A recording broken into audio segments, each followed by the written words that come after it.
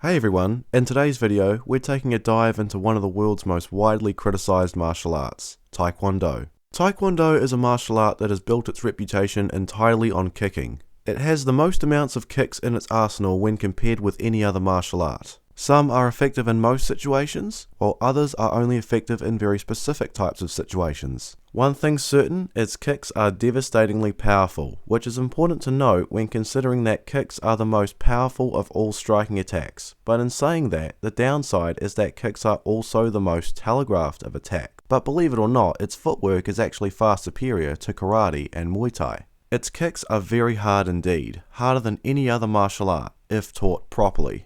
One great thing about the way they kick that you'll never see practiced elsewhere is how they can close the distance as they throw the kicks, as you notice how they thrust forward as they throw those kicks. That's such a rare and valuable thing in fighting not seen in any other kicking art. It has really surprised me to see just how great their footwork and distance management really are. Just keep in mind that Taekwondo is mostly only effective under a very specific set of circumstances, unlike the more versatile and pressure-tested martial arts. And I also find it funny how Taekwondo literally means the way of the fist and feet, yet there seems to be a lot more emphasis placed on the feet. But there's no denying that Taekwondo will help you develop a very unique set of abilities which can be supplemented into anything else you learn. On its own, it's very ineffective. It's a very incomplete martial art that only covers long distance fighting through kicking, not to mention its blocking is terrible. But again, it's a fantastic supplementary art to further aid whatever else it is that you're training in.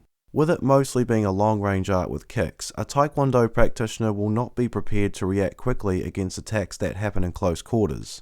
That goes for both competition and self-defense. But on a positive note, if you train in any other form of striking and grappling at first, you'll be in a perfect position to add lethal kicks to it later on. Because in that scenario you would cover all ranges of fighting, Taekwondo for long distance, and grappling along with other striking arts like Muay Thai or boxing to cover mid-range and close quarters. Not to mention learning how to kick with perfect form without losing your balance takes such a long time to get the hang of without feeling awkward. Time which could be spent learning other areas of fighting like grappling, striking, even weapon disarms. Taekwondo is a sport that has a light contact point scoring system similar to Shotokan karate and other styles of karate, leaving practitioners less conditioned for real life violence. It's not proper full contact fighting, and that's mostly because Taekwondo is mostly geared towards children. Kicking is a very high risk, high reward strategy, because if it lands you can do some serious damage, but if you don't manage timing and distance properly or you don't spot openings in your opponent's movement, your kick won't hit the target. And then all that force and momentum from the kick will cause you to lose balance and fall to the ground, which is the last thing anyone wants in self-defense. That's not even to mention that if a Taekwondo practitioner encounters someone trained in close quarters techniques that moves a lot faster than the speed of a kick, like punches, knees and elbows,